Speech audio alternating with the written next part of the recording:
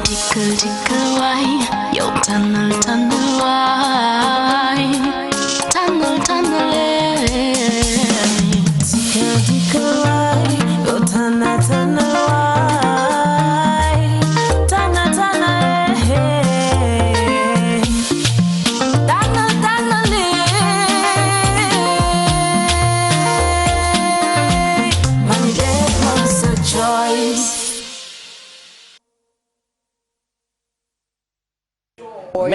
Merci beaucoup. Alors, Mr. G, on va accueillir nos stars, bien sûr. Voilà, gis nga benn instant. Alors, J, Vieux n'arrive pas à reconnaître les jumeaux. Nee na solo ñu woon lii quoi. Donc, Vieux waxoon nañ la tey émission bi narul yomb parce que dañu casser ak suñu ay invités en mode vert, bien sûr. wax nañ la deuxième partie émission bi. Tey c'est un ami qui s'appelle Maman connecté depuis Castor qui a habillé les PNJ gis nga xaaral ma génn nii ana off jëlal Maman xam naa ko. off jëlal waay dama kase ana off jëlal voilà gis nga donc Mamor moo jaar fii Mamor from Castor mention spéciale gis ngeen si suuf ah lu raar couleur été ah lu raar waaye off mooy bandi ba si kaw ah ji. mooy cool ah. ñu nuyu suñu star yi suñu diva yi. ah ouais. mais puis xam nga man naka laa leen bëgg a nuyoo sax. baax may leen soobi ñu pressé ko. ah kon du ñu wax. waaw ayca kon ayca yéen a nuyu gars yi. def leen commencé leen.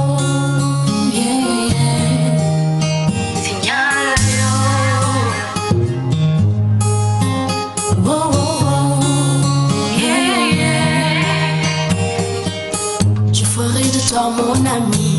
Mon compagnon et mon chéri, ensemble nous irons de l'avant. J'aimerais que tu sois mon mari. Ma gamme, ma femme au foyer, le ben mon yalo coco daka. Lo def ma def, lu ñëw ñu pop, dañu ma sa dundu gangsta love. Gangsta love, gangsta love, yeah. Baby, suma lagi sule, sama cari apa ide. Sama bagian di gana gana pasti Tana, gonna neck, gonna sap, baby, that must have job. Tiendo con forza, hold on with breakers. Tana, gonna neck, gonna sap, baby, that must have job. Tiendo con forza, hold on with breakers. Double energy, dawa, love, good man, chill, inshallah. Pose my head, passe ma hanche, bouti le tourelle, mashallah. Taru jigéen moom say la, topp ma yóbbu la ci Yàlla, ma say la, tabi la, am si nga bët yu barke. Si yow lay amee Yàlla. Sama reeni xol, bëgg naa la waaw, sama habibi. Tàngal ki la gën a neex, ki la gën a saf, baby, def ma sa job. Tiendo con forza, hold on with breakers. Tàngal ki la gën a neex, ki la gën a saf, baby, def ma sa job. Tiendo con forza, hold on with breakers. Mali ay, dilo aji, suñu wete mali wowe alaji. Bim la denchu do for sorry, but girl I feel like tutti bandi. Oh, and I love him so much. Man can't do man, who love my nada, love my mujal. I'm so perfect, but the man me well. Yeah, the man me well. When he made it, why maga me dan? Wow. Yeah, when he made it, why maga me dan? Tana, kila gonna neck, kila gonna saf, baby, def ma sa job. Tiendo con forza, hold on with breakers. Tana, kila gonna neck, kila gonna saf, baby, def ma sa job. Tiendo con forza, hold on with breakers. Mane tickle waay, yow tànnal waay, tànnal lee. Tickle waay, yow tànnal waay, tànnal lee. Tànnal lee. Man def ma sa choice.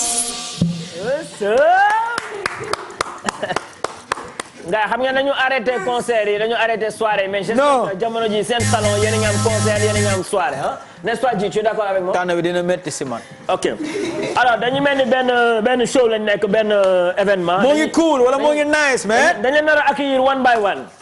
donc amis téléspectateurs elles sont au nombre de 3. Trois femmes. Yeah. On va appeler la toute première femme sans que Mr Dji nee na ma am na intellectuel. donc sans tarder. J, on va accueillir l'intellectuel. L'intellectuel. Ici, elle va se présenter. Allez, sous vos applaudissements, maximum de l'intellectuel.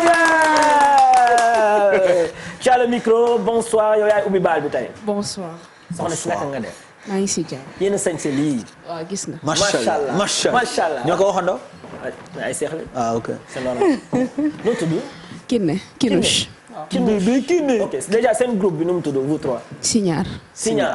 ok gis nañ fi ay safari et tout kon yéen Signar ngeen tuddee seen bopp. Signar qui signifie quoi Signar. Signar qui signifie les femmes, comme je t'ai dit tout à l'heure, les femmes qui étaient au temps colonial à Rufisque, à Gorée, à Saint-Louis. yoo xam ne c'était des femmes métisses. ok macha allah. très belle voilà mooy loolu. le mot. voilà. ok Fossa Xene. boobu yaa fa egg de.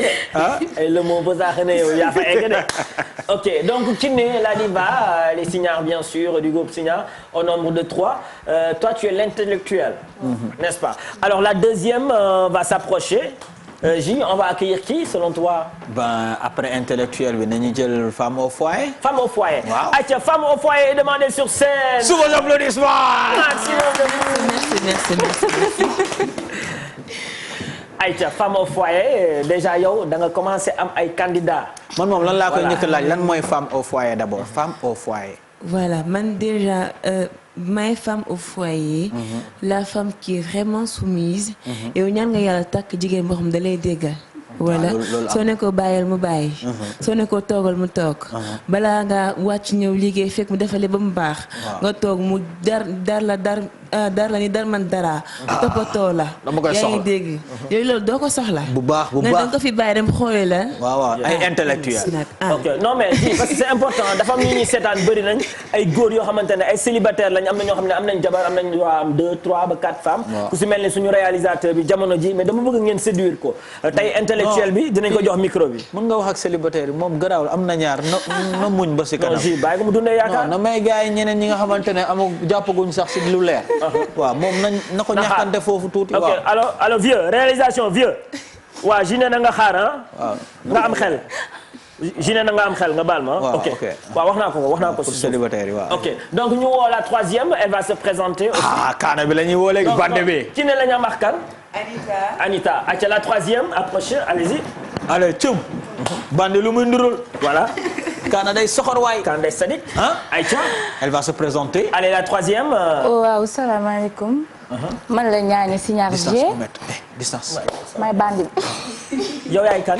may bandi bi. gangster. gis nga bande du nduroo bande lu muy nduroo. comme man gisoo ma sama rouge d'ange. ah bon. mais man. bu leen ko xool si bët da leen jéem a nëpp si da leen tiital affaire kii. donc il faut ak job sa benn gars yi war a ñëw si kanam ay célibataire lañ yu ngand sax yu ngand. ok yu ngand kon ñoom tamit dañu am problème choix. waaw yii tey kañ moom. am naa fii la ñuy jaar yeewaale yóbbu na aja kàndam dëkk ba. kon tey narul yomb ok donc on a Kiné on a Anita et la troisième. Ñaña. Kiné, Anita et Ñaña sont les premières invitées bien sûr de PNJ dans Setoubi. Amis téléspectateurs bien sûr voilà ces charmantes demoiselles qui vont nous parler un tout petit peu bien sûr de leur tube. C'est une première ngeen ñëw TFM def fi émission. oui. L'histoire retiendra alors. C'est une première émission kon dans 2 ans dans 3 ans dans 4 ans su ngeen naree dem ay États-Unis Italie Espagne bu leen ñu fàtte de. futur Viviane yeeg bu leen fàtte TFM ak PNJ de. ak caméraman beeg of ñoom seen. d'accord donc seen premier plateau tey seen premier plateau ngeen def ko ak PNJ au niveau de la TFM ça vous fait quoi déjà balaa ñu ñëw si son bi et tout. Ça nous fait plaisir. C'est un immense plaisir pour nous d'être là. Merci à vous. parce que plateau bi ay naanaan ñoo fi nekk tey si naanaan yooyu balaa ñuy ñëw ñu ne non on va donner la possibilité aux jeunes artistes de se produire si biir émission PNJ ça c'est pour permettre aux jeunes aussi qui sont bourrés de talent ñu mun a wane seen ay talent parce que bëri nañ fii Sénégal n'est-ce pas Anita et vous êtes d'accord waaw dañu d'accord ci loolu parce que déjà lii plaisir la tey ñu ñëw fii nii nekk ci plateau bi vraiment donc loo xamante ni ça nous motive la day tax ñu gën a am confiance ci ñun et vraiment daal xaw ma nu ma ko mën a waxee mais loo xamante ni dinañu gën a motiver daal vraiment. Alors voilà. c'est votre première sortie single bi ou bien yàgg ngeen génne ay son et tout. Anita. bon yàgg daan nañ def ay a cappella cover si suñu mën naa dugg suñu page Instagram. après ci lañu def benn son cover bu German bi. nee naa moo kan moo ko si def si yéen ñett. ñun trois mais lañu si benn freestyle lañ ñu xool seen cover bi ça a donné quoi quand même ay ca ñu xool. émission PNJ la fii lu ngeen wax leen dañ leen di. nay leen vieux léegi gunge waale leen ak cover bi ñu xool. ayca let's go. ah d'accord. J tu es prêt. waaye vieux vrai ñu cover bi foofu. ayca. let's go. Yàlla sàkk lépp ci temps sa jëmb la ma toon misaal musuñ tegante bët waaye ñoo bokk fi ñu doon xool coono metti woon na waaye yaa fi naanu te yow la falaay xool yu war a ànd buñ juddoo ba tey ñu ngi werante waaye suñ daje kenn si ñoom dootul werante ku ne dina xam ni kii laa doon xaar kii rek la war a doon waaw te xol bi nee na waaw wàccani nee na xarit ci nee na ñëpp nee na waa ko yow la war a doon waaw te xol bi nee na waaw wàccani nee na xarit ci nee na ñëpp nee na waa ko yow la war a doon yow bëgg ma sànni mais sama xel bëgg ma sànni bari bëgg ju seet kàddu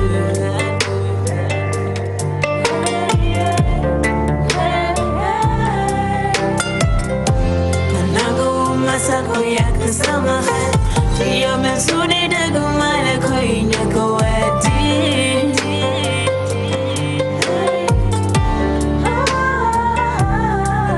foogoon naa ni xol bi yàqu na te dootuma bëggaat déception lu metti la kum dal doo ko mës a dundaat wante yow danga mel ni drogue ci psychopathe daf koy gàtte loolu soxla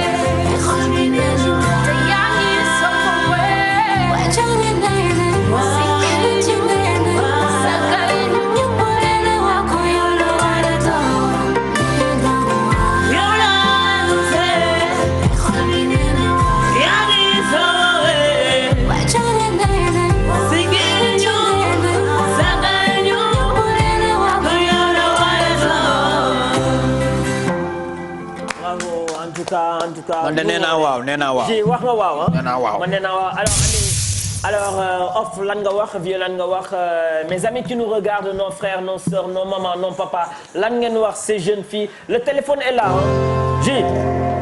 tey balaa ñu leen di remercier bëgg naa tamit téléphone bi comme que ñoom 3 lañ ñu jël 3 personnes yoo xamante ne tey dinañu wax naka la ñu gisee suñu ñaari son ñaari clip yi nga xamante ne les signars bien sûr may nañu ko 3 personnes au 88 628 22 22 88 628 04 05 88 628 72 86 balaa Job sa brand ak Chérifou di ñëw ngeen wax ñu naka ngeen gisee prestation bien sûr ñoom Kiné Anita bien sûr la diva. Alors c'est extraordinaire est-ce que Diamane gis na son bi est-ce que message na leen woon na leen parce que là c'est énorme ça. waaw il a vu ça. dem na ba publier ba commenter suñu Instagram ne bos suñu bos moo dàq bosam. Il est très gentil vraiment disponible pour nous. Il est toujours là donc merci à lui aussi. ok vieux téléphone rapidement soo amee nga yónnee ma kenn et puis tamit ñoom la. amis téléspectateurs ngeen wax tamit seen choix femme intellectuelle bi moo leen di daaneel. waaw wala femme au foyer bi wala gangster love bi. ok alors. ñaaña Aïcha am na kenn ku nekk ci ligne bi 88 628 22 22 bonsoir. bonsoir. oui mademoiselle ou madame. c'est madame. madame c'est comment votre nom et vous nous appelez d'où. j'appelle depuis la cité Sonatel je suis la grand-mère à Kiné. La grand-mère à Kiné, on applaudit. Mais grand-mère. C'est Sali. Dites à Kiné, c'est sa copine Sali Diallo qui appelle. Ok. Non mais je sais que c'est toi qui appelle. C'est ma petite fille. Oh là là. Je les adore toutes les 3. Ah, c'est super. Même à 1h du matin. Ah maman, même à 1h du matin nelawoo. nelaw bu ma sama doom sama xarit baa ngi ci biti du ma mën a nelaw il faut ma xaar ko ba mu ñëw. mooy sama copine ñoo bokk lal ñooy tëddandoo. mais noo gisee prestation xale yu jigéen yi pour une première fii ci TFM maman. rafet na lool rafet na mais samay wujju lañ daal mënuma cee sori xam nga. ok y a pas de problème. mais ma ñëwoon maa leen di dàqale xam nga. waaw mais maman bëggoon nañ xam tey instant yi ñun xale yu góor yi suñu waroon tànn ci ñett yi kan la ñuy tànn. femme bi nga xamante ne ngeen tànn yéen xam naa leen de yéen ñëpp tànn ngeen ba pare yéen du ngeen tànn de ñeneen ñooy tànn. allez waa xale yu góor yi seetaan ko. lii kii xam na la dégg nga nee na xam na la bu baax. mais amul yaakaar ne waay. ay góoru sama doom ngeen tëree. tëree topp. mais amul yaakaar ne waay ah. waaw léegi génne ci PNJ léegi xale yu góor yi ñuy seetaan suñu waroon tànn. waaw ma génne ci PNJ xale yu góor yi bi ñuy tànn. waaw. ñii nag neexu ñoo bañ ñoom ñett ñëpp la ñuy tànn. ah bon yaa wax li nga wax ne. mais yow ban moo ci gën a baax bande bi wala intellectuel bi wala femme au foyer. non xam nga kan moo ci gën a baax femme au foyer intellectuel day sóob de du dara femme au foyer moo gën a baax. toog toppatoo njaboot bi moo baax intellectuel di sip deful dara. yoru ko. léegi maman xam nga nu ñuy def. bu rapproché dama lay may enveloppe pour 25000 comme ça demee nekk bi neex d'accord. waay kontaan naa waaw du ma rapproché. Aïcha Eva jëlal ma ko si suuf bien sûr nga enregistré numéro bi comme ça ñu teral ko ñun waa GFM waa TFM donc di ko remercier ñetti nit laa waxoon benn moment woote na mu dese ma ñaara ñu ngi leen di xaar si 88 628 22 22 en attendant vous allez nous parler bien sûr de ce produit clip bi ngeen xamante ne. femme au foyer bi intellectuel l'idée est venue d'où parce que ça c'est original kan moo ko xalaat et tout. Déjà comment vous avez fait pour vous rencontrer vous trois. l'histoire des trois wala da ngeen. ay sœur ngeen wala ay xarit ngeen. ngeen mës a daje bokk far. ça va yow lay wax. waaw ay am na en fait moom maa nangu faram après kii nangu waa kër sama loxo. ok c'est super. même Faye ji da leen di diree même ko déglu. voilà en fait idée bi ci moom la jógee. moom moo toog xalaat ne war nañ créer groupe A3. bon au début sax 4 la ñu woon après ñu mujjee nekk 3 moom ak Kiné Diallo ñoom ñaar ay cousines lañ. maanaam moom on s'est connus grâce à WhatsApp. benn groupe WhatsApp bu ñu bokk waaw. après mu am idée bu nice boobu wax moo ko mais pourquoi pas. kan moo ko bind léegi. les paroles les textes et tout. texte bi non pour texte bi. ñun la mais Diamane jàpp na ci correction bi. ak Jules waaw jàpp na ci correction bi. ok super donc yéen seen style musical tey lan la. est-ce qu'on va vous situer si mbalax bi lañ leen di situer si rap bi wala si Cabo Verde. afrobeat. ay lan ngeen ñu. on veut même pas ñuy situer suñu bopp si benn style de musique. parce que on est 3. donc fi ku ci nekk am nga sa style de musique donc on va ku ci nekk maanaam tey bu ñu xaar Signar tey ci mbalax Signar ñëw génne si rap bien ñu xaar Signar tey jii si acoustique tey mu ñëw fële ci mbalax saf ça dépend ci lim ñu gars yi di xaar. Vous faites du world music quoi. Effectivement. Ok, vous touchez à du tout. Ok. Alors quels sont vos projets, vos perspectives en dehors de ce joli clip que vous venez de nous présenter aujourd'hui? lan mooy seen ay xam nañ ne Covid am na dara mënul yëngu et tout mais est-ce que vous avez des projets en vue, un album prévu et tout quoi. si exactement ñu ngi instant bi ñu ngi nekk ci suñu album. ñu ngi nekk aussi ci ay sorties clip. Vous avez un producteur? Non, pas encore. Non. Et les producteurs, wane leen seen bopp quand même. Vous avez vu nos talents? Ah ouais. Okay. Mais bon, ñu ngi ci un album, ñu ngi ci aussi des singles sons. Après Corona bi tamit ñu ngi bëgg concert donc y a beaucoup de projets. Vous avez prévu de faire des featuring vous trois avec d'autres artistes? Si. Ok, pare ngeen pour def featuring ak suñu ay invités yu war a ñëw ci kanam. Chérif wax Diop Sabra ñoom war nañ tànn ci diva yi kan la ñuy xool. Après ndax intellectuel mooy kenn day obligé yóbbu ñaar. Ah bon? Parce que ñun xaarante ñoom deux lañ. Voilà te kenn dina grave kon Chérif su ngeen amee triplé ngeen indaale ko su ngeen di ñëw. Voilà parce que yéen ñaar rek du arrangé ñett ñi donc c'est alors man ma question. Vieux dégg naa ñu mun fóot lañ tamit mën nga ma mayaale fu ñuy fóotee foofu ci àll bi. Ah bon? Waaw. Ji man sama question mooy dañuy faral di gis ay groupe mais souvent quelques années dañuy gis ne groupe bi su nekkoon 4-3 la ñuy doon wala su nekkee 3-2 la ñuy doon day tas soit su nekkul xaalis boole leen wala góor boole leen wala jigéen tey ay jeunes fi ngeen y aura tellement d'obstacles dans l'avenir. Est-ce que vous êtes assez prêts pour pouvoir résister à ces obstacles? Parce que déjà ñun góor milieu bu ñu nekk am na ay tentations waxuma nag yéen jigéen ñi est-ce que pare ngeen moralement physiquement mentalement am jëkkër war a nekk enceinte ni war a kii nii est-ce que vous êtes prêts pour cela parce que milieu bi ngeen dugg dafa grave. Allez-y. Ok. Séddoo leen ko. Je prends la parole. On est prête parce qu'on s'est préparé à tout ça. Du ñàkk tey ñun ñett ñëpp ñu war a dem sëy mais on est consciente que tey ku ñëw di ñu bëgg ci di nga xam ne lii la ñu bëgg di ñu ci fekk ci di ñu ci accompagner. Et di ñu ci épauler dinañ xam ne que am nañu une personne boo xam ne war nañ ko mën a def confiance. Et que voilà mën nañu marié wu def suñu carrière. si ngeen amee góor bu fiir boo xamante ne moom d'accordul ngeen di def ay concert wala ay soirée ngeen ñu guddee ñëw et tout nag. bu boobaa dina metti dañuy ànd ak moom fu ñu dem rek yóbbaale ko. voilà. wala puis ñoo am kenn koo xamante ne da leen di takkandoo ñoom ñett rek. daw kër bu neex ma ne ko daw kër bu neex. dañ la fay bàyyi dem studio dem concert koy nekkal. Ça c'est clair en tout cas ñu ngi leen di remercier ñu ngi promotion mu ñuy def si ne moom tamit si candidat yi allez viens rapidement s'il y a un téléspectateur bien sûr avant de leur dire bye bye 88 628 22 22. mais am na benn te Youssou Ndour benn soom ni voilà donc mun ngeen ñu sumee benn 30 secondes avant ngeen di dem ni ah bon Aïcha ñu xool. allez-y. benn akap. waaw timba weesum na waaw moo ne duma te fàttali koy maam dafa sonnoon ci nasaraan garabu guy bu meññee ren yaa tax duma te fàttali ko waaw wuy kon segam ne na la bu njëkkoon dañu la daan fekk ci sa biir njaboot yenn say loxo yóbbu bitim réew sa am sa njaboot dootoo gis sa teg ñoomoo ilaa yawmi diin abada. Oh là là. Nice.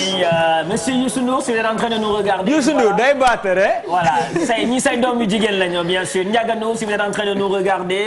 Biram Ndour, Bouba Ndour, la famille Ndour. Alors voilà ces jeunes filles, les Signar, pour une première dans l'histoire bien sûr, elles sont là au niveau de la TFM en compagnie de PNJ. On vous remercie. Vos mots de fin qui ne comme que yow yaa yore micro bi lan ngay tàggatoo. ñu ngi remercier suñu famille bu baax. di leen mention spéciale à eux, mention spéciale à Team Signar, conseiller en image, staff ñëpp ñi nga xam ne ñu ngi jàppale Signar. Merci à Yayam Beauty, voilà, habillé par Yayam Beauty, maquillé par Mam Art Collection. Merci à eux amuñu seen fay vraiment parce que ñoo nekk suñu ginnaaw depuis lors. Gis nga ñu ngi remercier suñu famille vraiment mention spéciale à eux.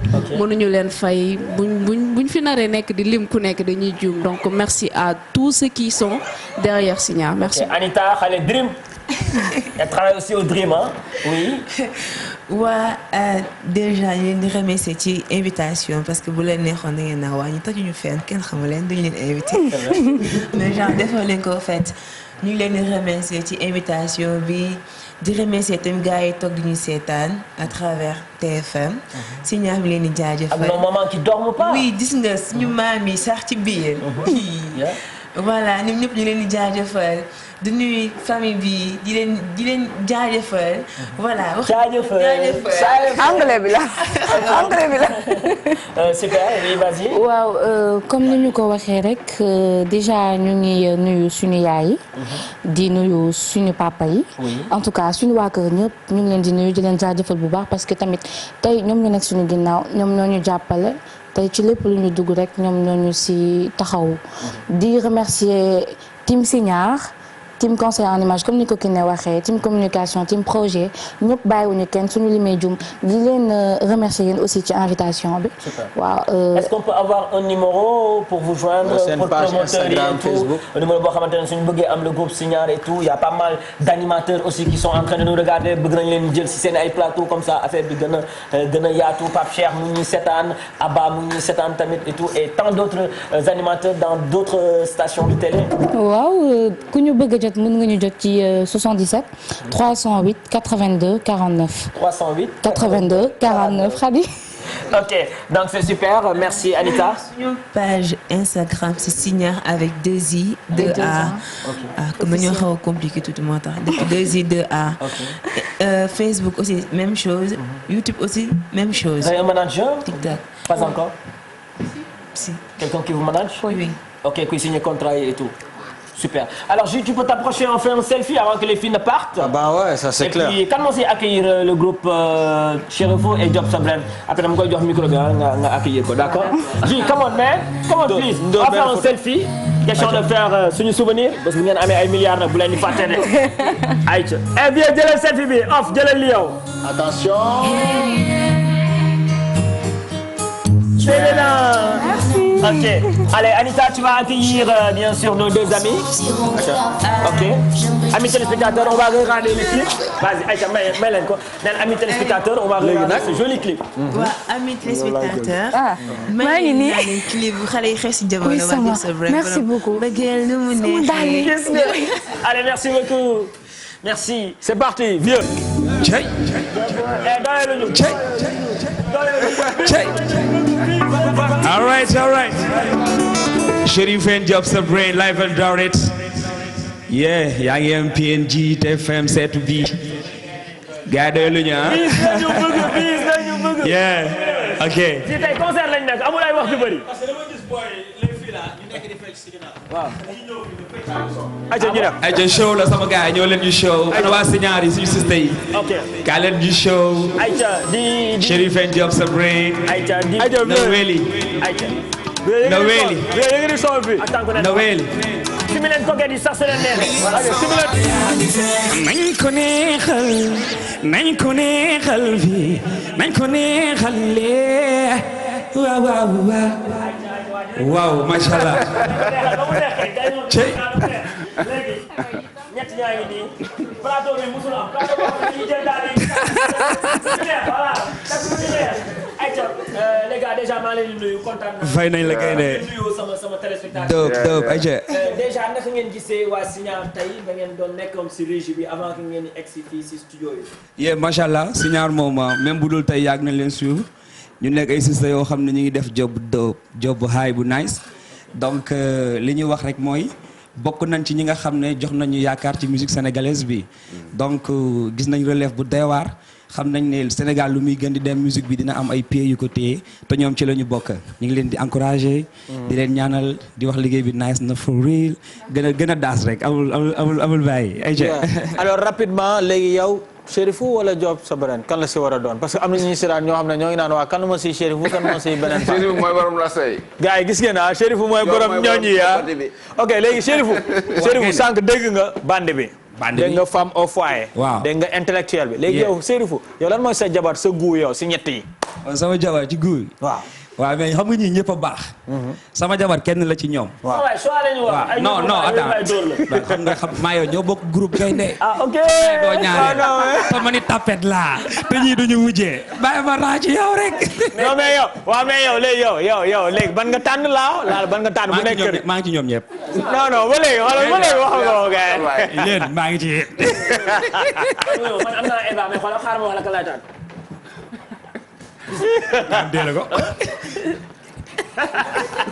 non il est pas sérieux quoi. aja joxal micro sama copain. puis boo tànn nga ne puis boo tànn. di leen siyaar yow xam naa mi nga tànn yow di nga ko bëggee yow. yow trahir quoi. kay ñu naan ma dafa takk jabar man ko célibataire for life.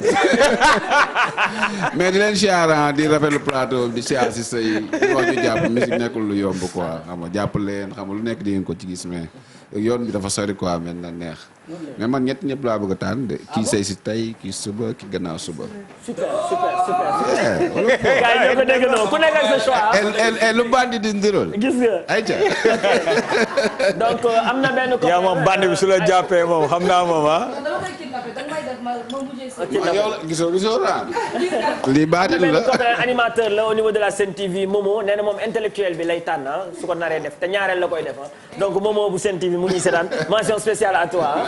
Ok, les filles, merci encore une fois. Et c'était un plaisir de partager le plateau. Bisous les filles. Bisous là-bas. Aïcha. Alors, rapidement, J. léegi sama gars yaa ngi nii waaw ñoom dañu ñëw ak nuyu bu neex. waaw nu ñu nuyoo ñaari clip macha allah yu soxor. tey sénégalais yaa ngi ñuy seetaan gis nañ xale yu jigéen ñi sànq naka ngeen gisee la jeune génération d'aujourd'hui avant que ñuy ñëw si seen ay produits ak seen carrière. oui comme li ma wax sànq rek donc musique sénégalaise bi tey jël na beneen tournure donc gis nañ ay jeunes yoo xam ne vraiment.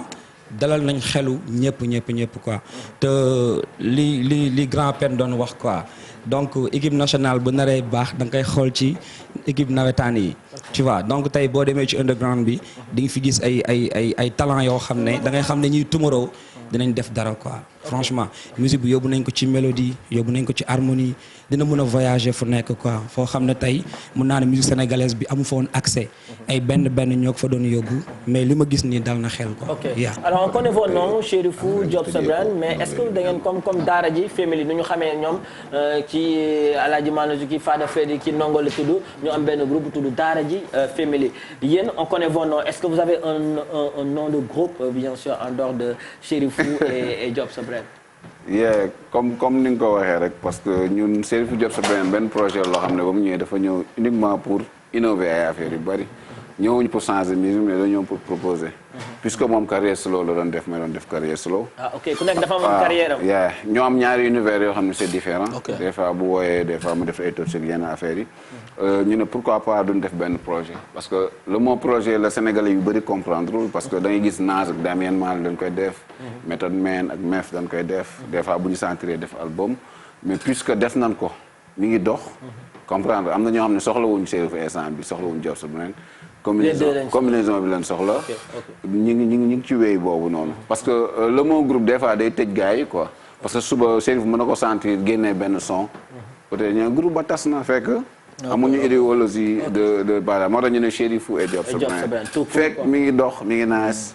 ñu ngi koy matal. mais demain on peut pas voir un partir à gauche un partir à droite. mën na nekk parce que ku ci nekk am ngay say sound solo. mais puisque li gën a nekk ci lu gën a récent instant bi mooy projet Cherifou Job sa brand parce que def nañ benn son benn album bu tudd Melokaan. depuis génn il y a 2 ans. 2 ans Melokaan waaw def nañ ci tour du Sénégal. yàlla def na génn nañ ci benn yoon bitim réew. def nañ ci ay tubes yu bari comme ay Linguère. c'est vrai Day Doul. en parlant de Linguère juste après Day Doul am na benn son boo si moom moo leen lancé moo tax tey ñu bëri xam leen. tey PNG fu ñu dem benn école bu nekk PNG ni leen ñu job sa brand Chérifou et tout. son boobu laa bëgg ñu fàttali gars yi ban son moo leen lancé ji ayca. yeah sama tante mooma dof lo yeah ok Chérifou and job sa brain.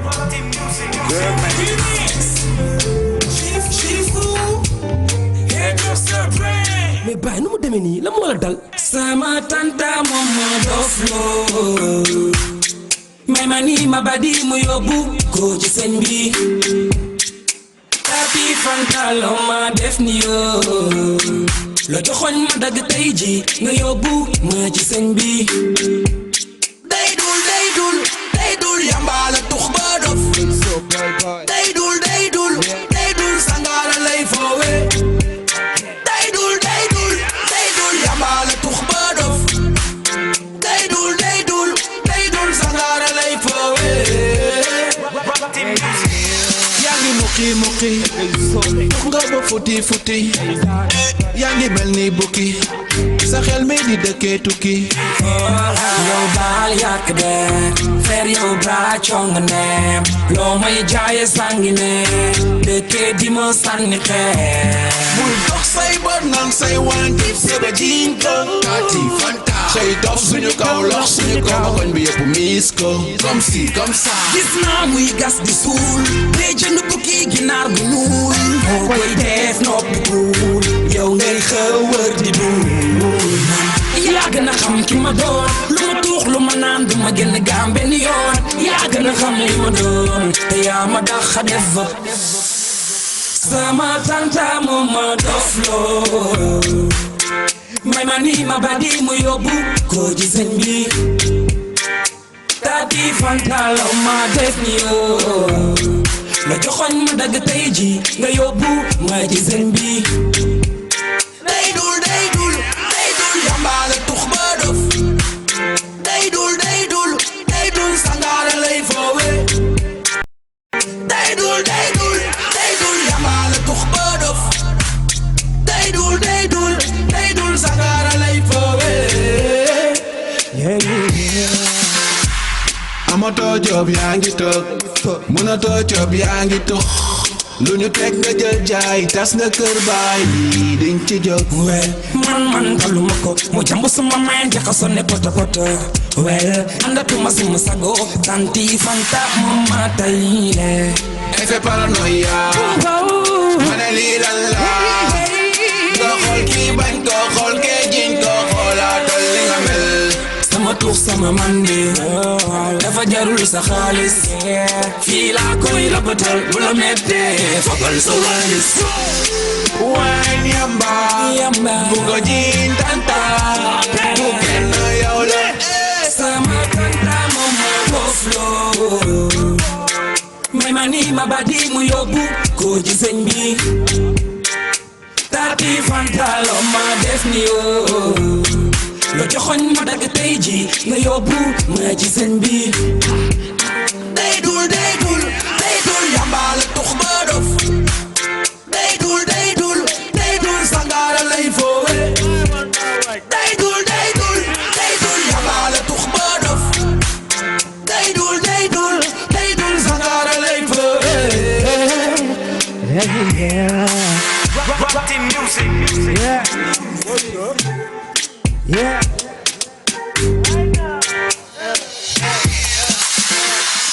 Yes, sir. Chérifou and Job sa brand live and direct PNG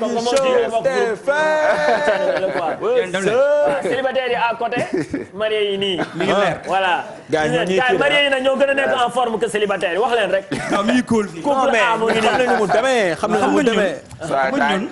dañuy toppatoo dañuy teg ci code. gis nga. bu ñu guddee studio.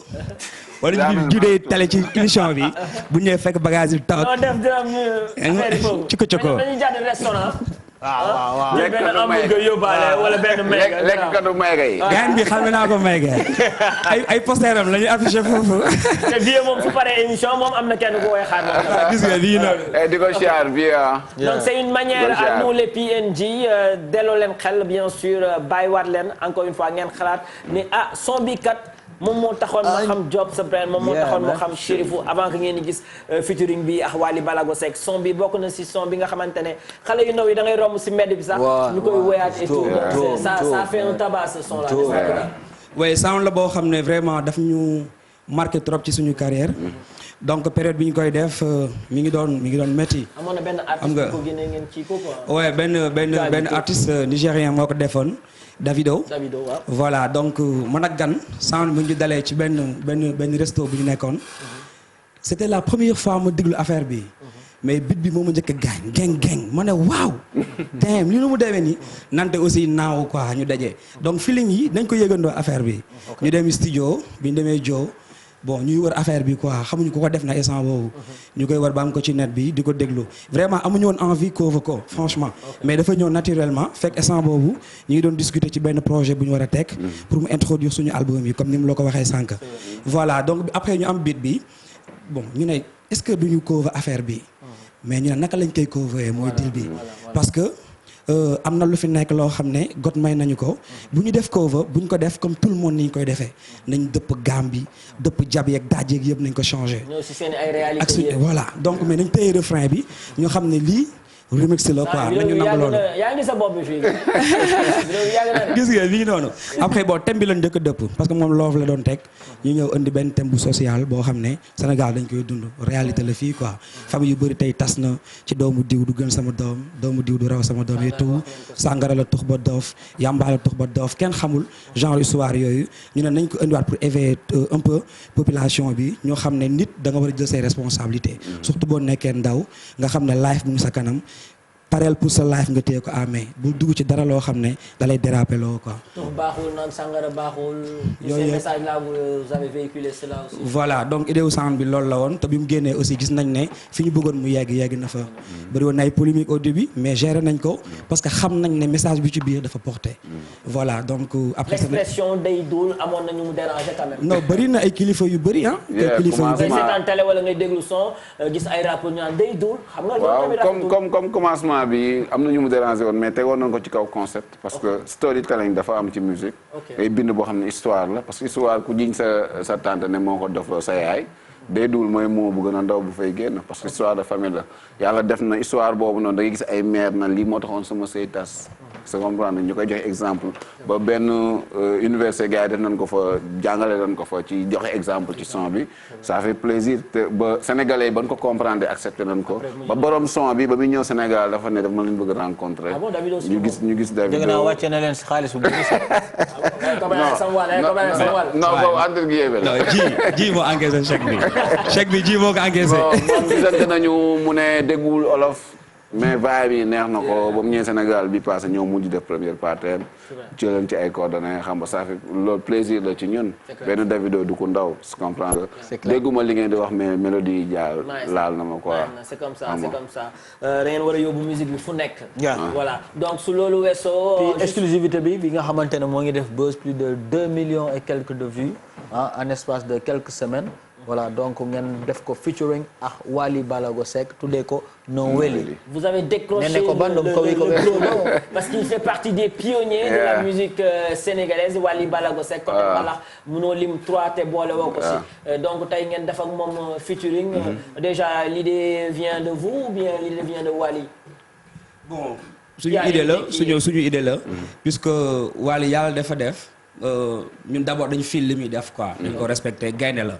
Wally gaynde la quoi loolu laa mun wax gentleman la donc bi album Melokaan génnee ci côté mélodie ak vibe dafa gaañ seen waa Gale Papa Thione lañu njëkk a xamanteel mu invité ñu ci projet bi muy waaj a génn d'ailleurs sax def nañ ci 3 sound ak moom quoi tu vois Papa Thione waaw Mouhamed aussi frère Wally dafa bëgg gars yi quoi daf ñu bëgg anytime daf ñuy woo donc noonu la sound yi demee ba egg ci gan mu déglu li muy def li ñuy def ñun vraiment mu rafetlu ko muy def Dôme de Paris def ñu invité d'honneur ñu ànd Paris vraiment defal ko show bu nice dugg ngeen ci avion bi dem nañ toj ko dem nañ jaxase ko saal ba toj nañ ko de jaxase nañ ko de dem nañ fay doom def nañ ko doom affaire bi nice mu am mbégte bu rëy vraiment link bi commencé yaatu déggante demalante et tout ci la ñu teg Noël bi bi ñu tegee Noël bi ñu xool vibe yeeg yooyu ak moom fi mu nekk ñu ne nañ ko proposé dina nekk beneen xeetu musique ci li muy def moom quoi te dina occasion la aussi mu wane facilité bi mu am pour gars yi xam ne gaynde la mun na tegu ci xeetu musique bu nekk donc ci lañ ko yóbbul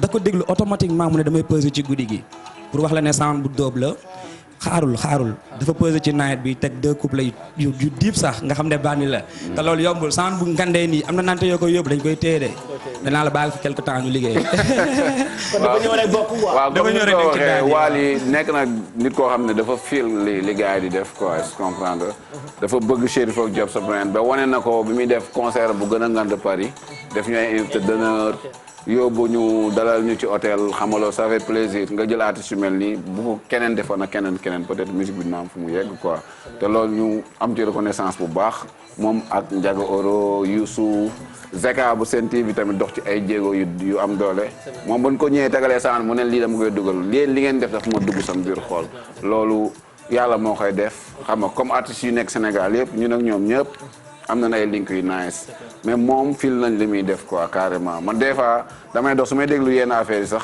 waykat bu mag la. loolu gars yi foog ñu bàyyi ci xel. waykat bu mag la. pourquoi Noël yi da ngeen di rendre hommage Tukulóor yi pourquoi choisir Noël yi quoi le titre.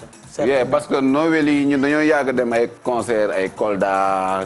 xam nga dugg ci affaire yi mais ñoom boo tegee Linguère ñu tëb day dul ñu tëb en tout cas Noël yi li ngeen def neex na waaw ñoom Noël yi léegi son bi ça parle de la musique ku ci nekk wax fu musique fu mu la jëlee ak lu mu la yóbbu ku nekk wax lu mu la defal en tout cas lépp loo xam ne musique conclure na ko ci neex na daal la mujj daal neex na coono yi après day mujj neex des fois xuloo yi studio dem concert mais boo leen toogee da nga xam ne fierté bi musique am na fu ñu yóbbu quoi. et puis li graaw dëgguma la gaynde sound bi moom moo jox boppam titre. biñ ko playé ba pare biñ defay instrument yi lépp. vraiment ci lañ ko déglu xam ne lii dafa neex. fekk aussi moo Noël bi mu ngi ci biir ñu tuddee ko Noël yi. jarul muy sori quoi affaire yi sori waaw neex na quoi lu neex na. jarul muy sori su fekkee ne Noël bi dëgg la su fekkee ne y a des fans de Wally Ballago Seck des fans de Job sa brand de Chérifou. alors on va essayer de prendre au moins un téléspectateur bien sûr au 88 628 22 22 pour vous montrer que vous aussi vous faites partie de l'émission il fait tard mais ku si xool sa portable soo amee tuuti crédit à grignoter vous pouvez nous appeler en direct bien sûr au 88 628 22 22 vu qu'on est à quelques minutes bien sûr de la fin de l'émission J.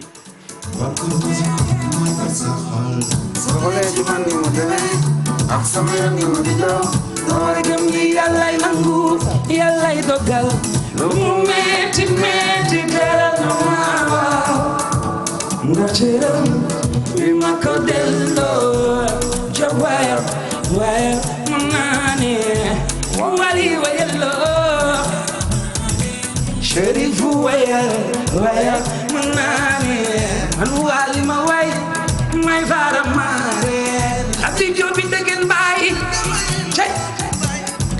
Job sa brand mooy sama maam booy sama way loo ma way waaw yow bi xam nga ni xam nga ni Job wayal mën naa ne Wally wayal yaay fara maare bi wayal mën naa ne yow ji wayal yéen ay bandi. Ok, c'est super, les très belles voix, mention spéciale bien sûr. Avec 88 le 628 22 alors, 22. Puis on est en direct aussi via le net, la page Facebook. Adama connecté depuis la Mauritanie, nena mo ngi nice, mo ngi cool, Job sa brand, Chérifou, affaire bi nice na trop. J'adore. Je vais le prendre. Allô, bonsoir. Ok. Allô, salaamaaleykum. Maaleykum salaam. ñu ngi am jàmm tur bi naka la ak fan nga ñuy wooye. Lamine Niane depuis Thiadiaye. Pardon. Lamine Niane depuis Thiadiaye. waa Thiadiaye. waa Thiadiaye yaa ngi ak PNG ak Job sa brand ak Chérifou ñu ngi lay déglu. Thiadiaye. maa ngi déggee di leen programme ci émission yi jaajëf Gaynde. Chérifou. waa gaynde. Gaynde maa ngi bëggee bu baax. delloo bëggee naka waa Caajaay. ñëpp ci jàmm. ba mi cool foofu. waaw naa ñëpp jàmm waaw. yesaay naka ngeen gisee émission PNG bi. waaw dama ci kontaan trop ci PNG. all right. parce que émission bi dama ko tardé dafa ji dama koy jàpp. jaajëf. Alors clip Wally Seck, oh là là, il est parti malheureusement, donc on espère qu'il va revenir. Mention spéciale, ça se voit que les 14 régions du Sénégal sont en train de suivre, même s'il fait tard, ils vous suivent et ils vous épaulent. J'apprécie. Ça se voit que fan si fu nekk lañ def, vous avez fait pas mal de régions, n'est-ce pas? Ouais, def nañ région Sénégal yëpp. Vraiment fépp fan Cherif Job sa brand ñi ngi fa te fierté bi mooy ñun show bu ñu dem bàyyi nañu way man bàyyi naa tee micro dama koy taalal rek public bi ñooy way sound yëpp donc loolu day firndeel ne suñu musique mu ngi inondé gars job bi mi ngi nice gars ñu ngi koy béggee quoi. moo la gën a marqué balaa ma koy laaj sama copain moo la gën a marqué si tournée yi ngeen jot a def ak seen album bi ngeen génne woon récemment. ouais donc xam naa maag Job moom bokkuñu région bi ñu marqué parce que voilà en tout cas bon. am na benn side bu ma marqué bi ñu demee Vélingara. Est-ce que nekkul ñoom ñoo ñuy woo sax allo bonsoir. allo. oui. waaw salaamaaleykum. tur bi naka la. Abdallah. Abdallah fan nga ñuy wooyee. maa ngi Maris. Maris kon waa Dakar nga yow. waaw. ayca ñu passe la Job sa brand wala Chérif bu kan lañ la siy jox. rek baax. wala ñetti gel fi jaaroon. Abdallah ñu ngi lay siyaar. Abdallah reena. ndaga waa Maris. ñu ngi jàmm rek. sama copain lu mu lay kaañowee nii. mu ngi lay kaañoo. mais ndaga la noo gisee émission bi noo gisee Novéli bi. macha allah yaa ngeen di def liggéey bu rafet. merci waay. kontaan ci yéen rek. jaajëf. kon yow tëddagoo ah. man tëddaguma de. si saal bi nga ñu siraane wala yaa ngi sa kaw lal. maa ngi si saal bi. ok super alors ban son nga bëgg ñu may la avant émission bi di jeex Abdallah. li war man Novéli rek. Novéli rek nga kontaan. Novéli. ok en dehors de Novéli bi dinaa la may benn enveloppe d'accord garde la ligne ok. ok. allez Abdallah merci. Abdallah moom Novéli bi. Novéli waaw. gars yi bëgg nañ ko de. Abdallah waaw Novéli sound gars yi la. gel yi di si snap nii ma koy gis seen page Instagram. gel yi bëgg nañ yéen xale jigéen yi bëgg nañ leen de. xale jigéen man de ñoom laay liggéeyal. suñu gars lañ. ok alors bi man am na benn question bu ma posé léegi on a remarqué que pas mal d'artistes rappeurs et tout commencent à s'embrasser avec les artistes mbalaxman finalement ils ont compris que la musique c'est pour tout le monde et que le rappeur et que le mbalaxman le Cabo-Verdé peut se mélanger ensemble parce que au début dañu mais am na ñu naan rap bi moo doxul moo tax gars yi di viré di daw de gars yi koy waxtaanee tamit.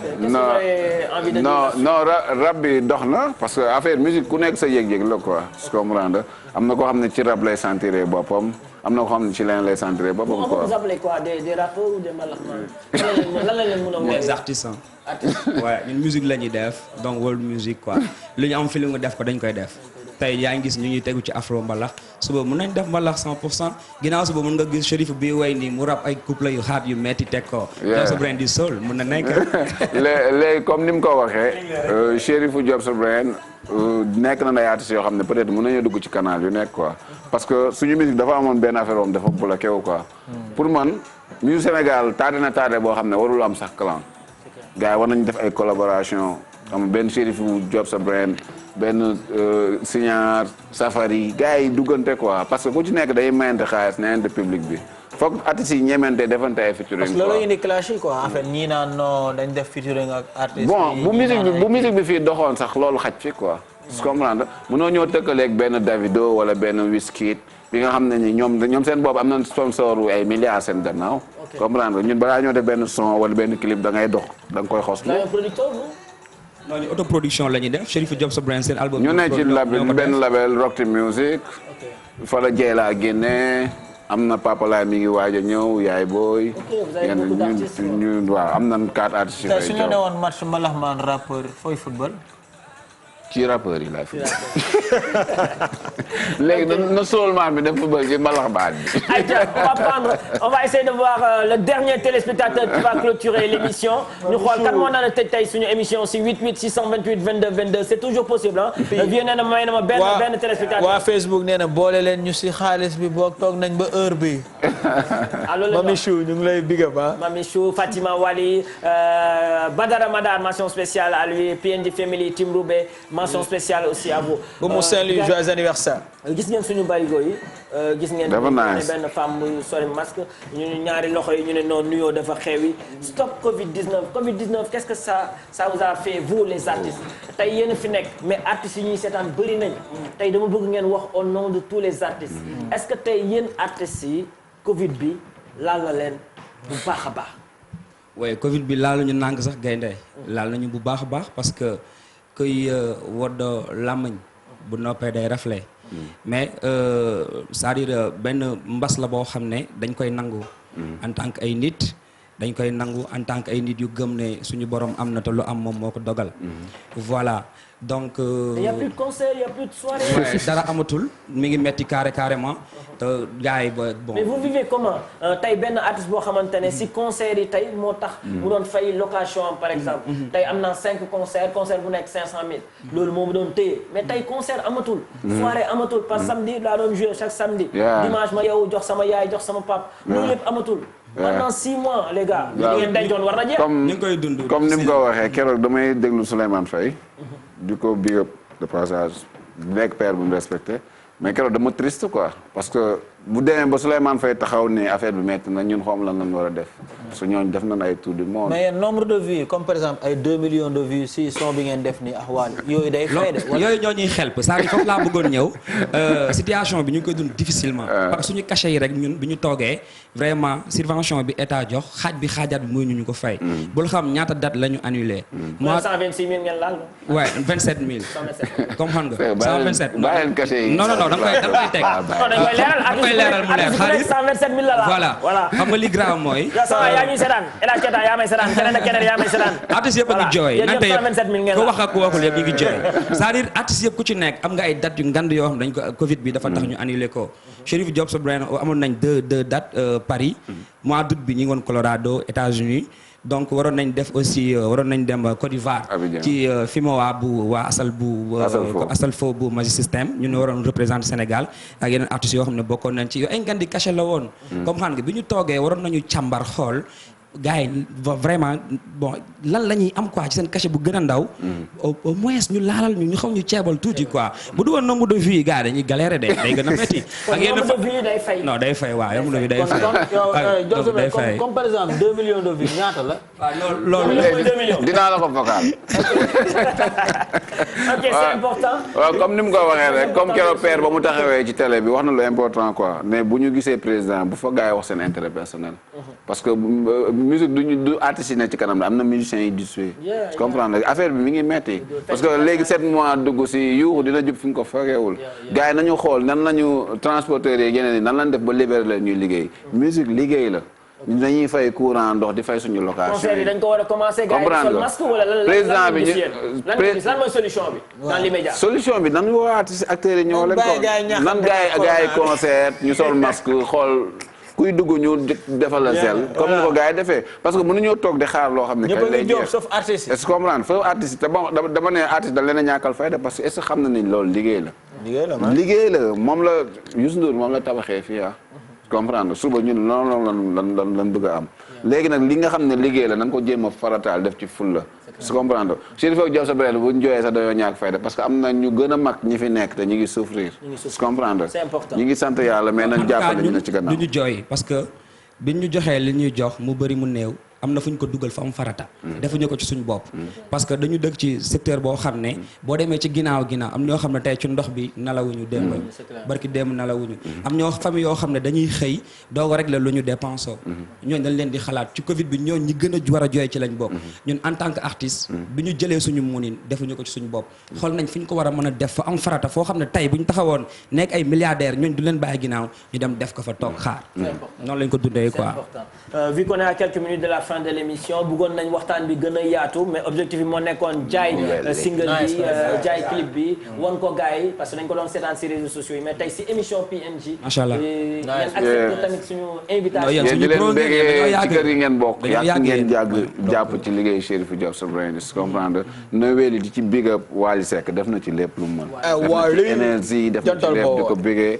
di ko ñaanal mu yóbbu musique bi fi mu ko yaakaar yóbbu gars yi topp octobre novembre ngi ñëw décembre ngi ñëw est-ce qu'il y a des projets en vue avec Cherifou et Diop sa brain il y a quelques projets waaw am na yeneen 2 vidéos yu pare yoo xam ne ñu ngi càmbar ban moo war a génn ñu jox ko sénégalais yi suñu fans yi donc gars yi toog waaw am na benn boo xam ne featuring la dinañ leen ko may benn bi ñu ngi def featuring ak Mary Ndiaye moom moo defoon son Abdou Guité Seck mi ngi États-Unis bi nga ñu ngi lay char beneen bi ñun dong la ñu xaar leen Cherifou Diop sa brain ci yeneen facette parce que album bi pare woon na deuxième bi mënuñu xaar Covid bi jeex parce que foog ñu commencé koo sànni après bu paree ñu jëlaat date yi ñu waroon def comme ay grand théâtre ak yooyu noonu ajiwaat ko foofu ñu def qu'est-ce que vous avez envie de lui dire char Clay kooku bandi la. seen clip bi nice. waaw kooku frère la jumeau sama jumeau. ñu ngi lay nuyu moo dàqawee Sénégal. non ci àdduna bi man laay wax ah dama ko daan yaa dàqawee ci àdduna bi. donc naka Sénégal yëpp ñaanal bàyyi ko xel. fierté la pour ñun quoi. yàgg nañ ko gis mu ñu représenté fu nekk Sénégal ci àdduna bi. donc featuring bi ñu def ak moom aussi mbégte ak xol lañ ko defee. nee naa man sound yi ñu def yëpp bii mooy sama sound réseau kontaan. te vibe bi ñu ci def moom may gaañ yi ci Clay doo fi def donc voilà. quel est ton mot de fin mon ami. waaw di char waa Rock Team Music di char Aïda.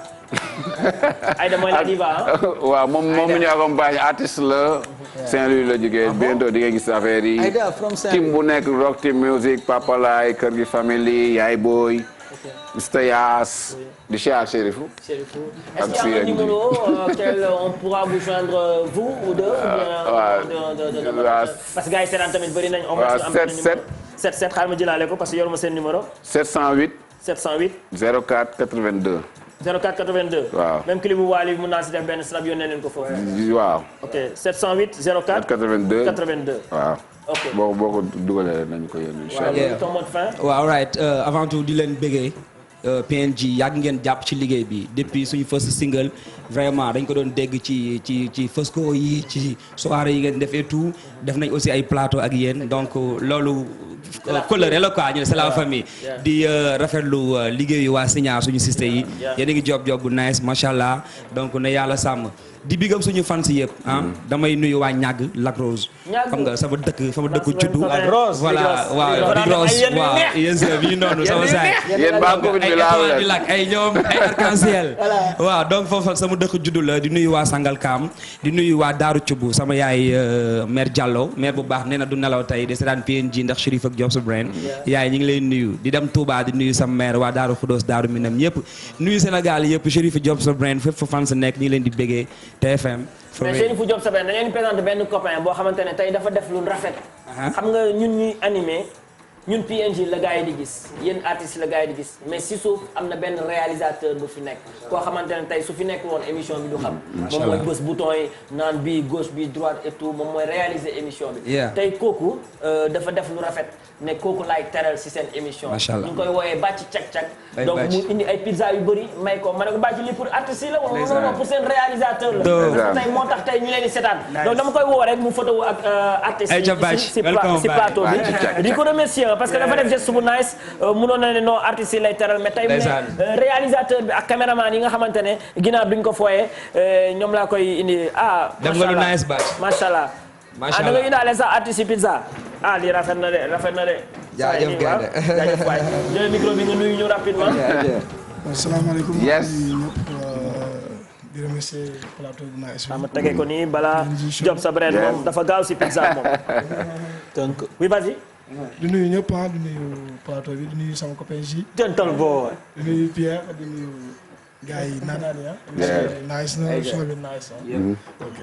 bàcc cak-cak tey Diop sa brain wala Cherifou suñu amoon benn yóbbante wax ko kii te embouteillage am yow nga yore cak-cak taf-taf gis nañ fi bàcc cak-cak est-ce que mën nga ñu jox numéro boo xamante ne ñoom dinañ la mën a joindre foofu rapidement nga coaché ko. waaw mën nañu woote ci numéro bi 78 la. 78. 137. 137. 30 19. 30. 19. 19. Oui, 137 30 19. 137 30 19 noo weli bi koo koy may en direct. balaa ñu lay maa koy may suñu waa kër ñëpp ah. waa parcelle. waaw parcelle di nuyu boy yi may liggéeyal tamit parce que compagnie la am nañ moto yu bëri. ok même soo yoroo xaalis sax mën nga woote ñu jëndal la. livré la ko à domicile. loolu neex na. ok di nuyu Bouba di nuyu Ibou Sané ak ñaari yaab toute l'équipe ah. merci beaucoup ok merci beaucoup PNG. merci beaucoup kooku nekkoon bàcc ak téléspectateurs alors Jules tu as un mot de fin avant que gars yi di tëjee ak benn son de bye bye. voilà donc di remercier waa Facebook ñi nga xamante ne ñoo ñu doon suivre ah. donc waa Instagram aussi mention spéciale à eux. Donc on souhaite happy birthday à tous les natifs de ce jour. On remercie les divas, donc le groupe Signar qui était ici. Elles ont mis le show, donc chapeau à eux. Job Sabran di leen wax ne job bi nice na tamit parce que souvent nous en tant qu'animateur, en tant que DJ, donc suñu numéro WhatsApp, on reçoit des tonnes et des centaines, des milliers de sons, on n'en peut finir. Mais job bi su nice, produit bi su nice, dañuy kontaan. Comme les jeunes filles les Signar dañu génne son bu neex yónnee ko J 677 244 22 22. ñu xam ne lii nice na. pourquoi pas ñu invité leen. kon yéen artistes yi ñuy seetaan job bi su nice moom dañuy fekkee ne nice na PNJ dañ leen di invité suñu rajo bi di télé bi envoyez vos vidéos 677 244 22 22 bu sama jumeau bi. Alors j'en profite pour dire merci à Vieux à la réalisation merci à Pape Jean côté digital merci à Promotion Duma Baye Duma Moussa Baye merci à Mansour merci à Muntaga merci à Laymor Off le grand caméraman merci à lui et merci à la diva Eva qui nous a accompagnés aussi côté téléphone ak Khalis. Je remercie aussi nos partenaires qui nous ont accompagnés en début d'émission. Vous avez vu notre première scène, c'est bien sûr Aziz Prod au 743 07 46. fii nag Mamor bu Castor moo fi fël au 77 509 31 27. Les lunettes bien sûr pour les jeunes filles comme pour les jeunes garçons. Appelez Lahat au 77 677 87 27 PNJ pour une première de leur histoire ñu sol lunettes hein. Donc merci à Lahat lunettes mention spéciale encore une fois à vous les téléspectateurs. Noël. Oui. Noël. Noël. Ayca ñu Noël. Ayca ñu dem. On va se dire donner rendez-vous mercredi prochain avec Noël. Let's go. Merci beaucoup. Respect les gars. Respect.